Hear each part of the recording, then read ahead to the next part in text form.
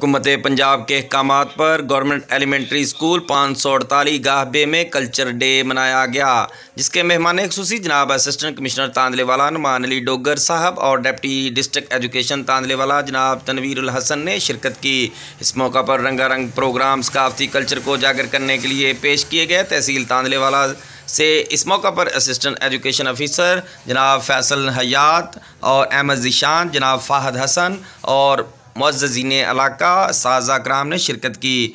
AC और deputy साहब ने सकाफती कल्चर को देखकर स्कूल के उसाज़ा और बच्चों को खूब दाद दी। कैमरामैन टीम के साथ कैसर जमील परवाना, न्यूज़ होम टीवी, मामू कांजन।